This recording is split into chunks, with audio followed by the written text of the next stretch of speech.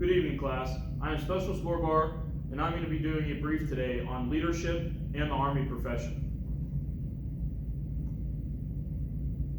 Today's brief will be unclassified. Don't be afraid to take any notes, because none of the information put on this slide is classified.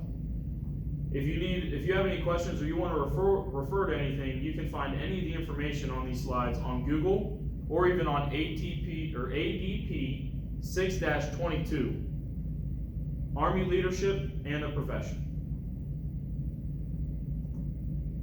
Risk assessment. Today's overall risk assessment is low. Make sure if you have to get up and out of your chairs to use the restroom or to get water to hydrate, you'd be aware of any tripping hazards.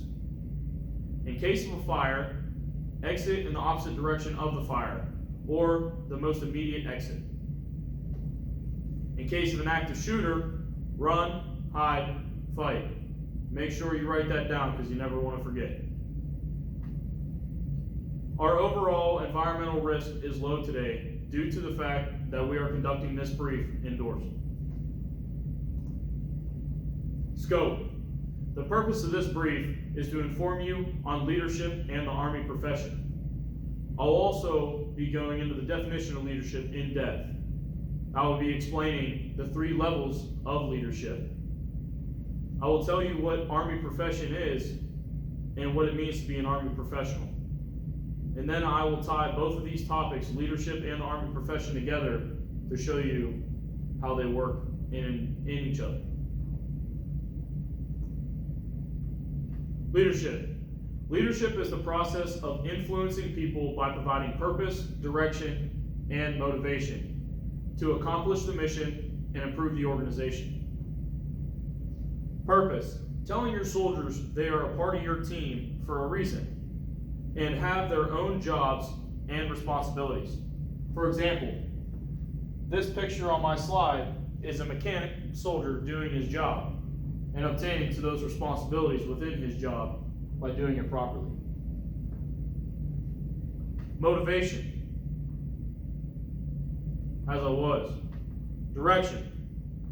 A great example of providing direction comes from the creed of non-commissioned officers. I will communicate consistently with my soldiers and never leave them uninformed. This is probably one of my favorite lines in the creed of non-commissioned officers. It's basically just saying, as soon as I get a task brought down to me for my leadership, I'm going to put it out to my soldiers so they're not uninformed. I don't want to leave them astray. I want to make sure my soldiers are ready for anything that's coming at them. Motivation. Motivation in leadership could mean awarding your soldiers when they complete a task at hand, especially if that task is done above and beyond their peers. So examples of these awards could be a Class 2 Hamby, which some people may not know what that is due to the fact that it is mostly given out here at Fort Irwin, California, NTC, during operations on rotation out in the box. For example, I have received a Class 2 Hamby due to the fact as a mechanic we ran 24-hour operations from sun up to sundown working on vehicles, 12-hour shifts. Another example of an award you could have or you could achieve is your squadron coin. I received one of these squadron coins as well due to the fact I achieved Hero of the Battle whenever I was dismounted with my 11 Bravo brothers out on rotation. Another award that you could achieve is a certificate of achievement, and if you are lucky and you do something very extravagant, you can get an AAM, which is the Army Achievement Medal. 3 levels of leadership. There are 3 major levels of leadership. Direct leadership to start off. Direct leadership is face-to-face or first-line leadership that generally occurs in the organization where subordinates see their leaders all the time, such as teams, squads, sections, platoons, departments, companies, batteries, and troops. For example, this picture on my slide could be a platoon leader, platoon sergeant, or even a squad leader putting out information to his soldiers or his team on what is an upcoming movement, event, or mission that might be happening. The second level of leadership is organizational leadership. Organizational leaders, particularly commanders at a squadron or regimental level, are responsible for commuting information 2 ranks down and understanding information 2 ranks above.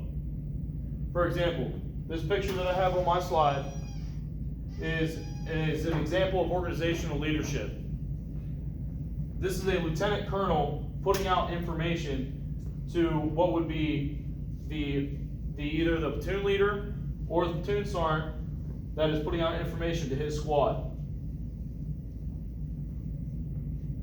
The third level of leadership is strategic leadership. Strategic leaders are important catalysts for change and transformation because they follow a long-term approach to planning, preparing, executing, and assessing. They often do not see their ideas come into effect during their term. The reason they don't see this come into effect during their term is due to the fact of how long their careers are and how big those changes can affect the Army. Because information that a strategic leader puts out could change the entire Army. My example is this picture here of the oval table where our Commander-in-Chief, Donald Trump, President Trump, is holding a meeting with all of the highest generals of all the military branches, such as the Air Force, the Army, the Navy, the Marines, and the Coast Guard. And then here you have the civilians that are at the same DoD level of leadership as all of those highest paid generals.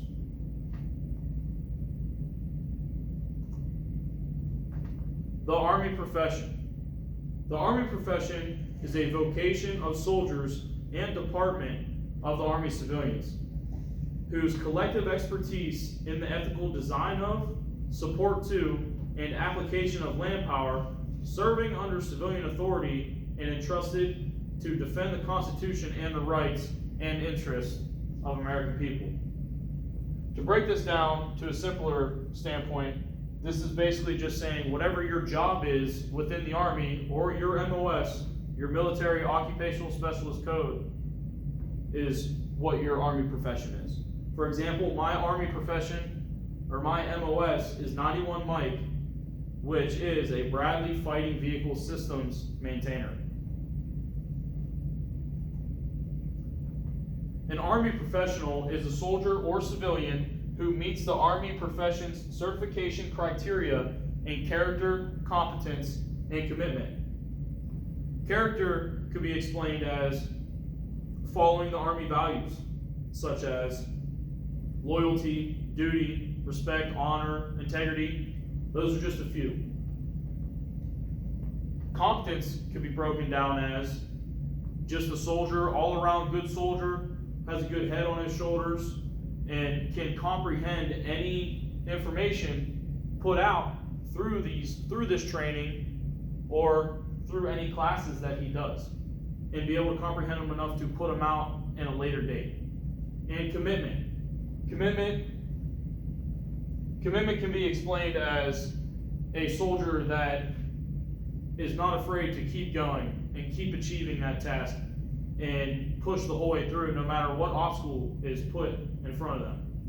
For example, when I was in base training, I had a drill sergeant that gave me a saying that I'll never forget to this day. What do you do when there's an obstacle in front of you? Give you a hint, you never go around it, you push through it.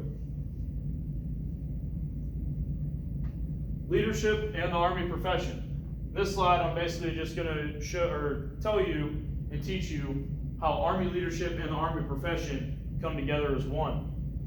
For example, to be a great Army professional, you need to follow the Army values, which spell out the acronym leadership. It's a big way how the Army profession ties in to leadership.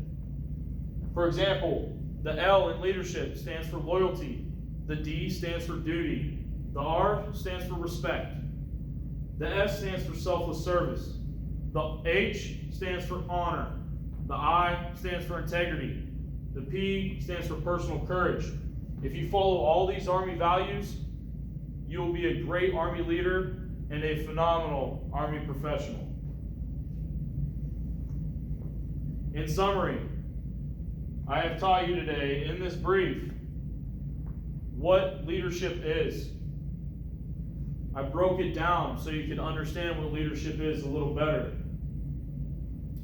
I broke down the 3 levels of leadership: direct, organizational, and strategic. I told you what the Army profession was, and I defined it for you, and I explained to you what an Army professional is.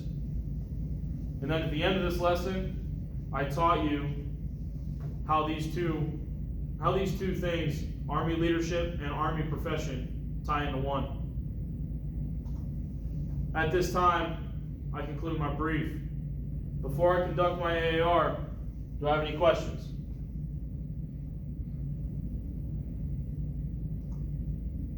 At this time, I'll conduct my AAR. What was supposed to happen? What did happen? Let me get 3 sustainments.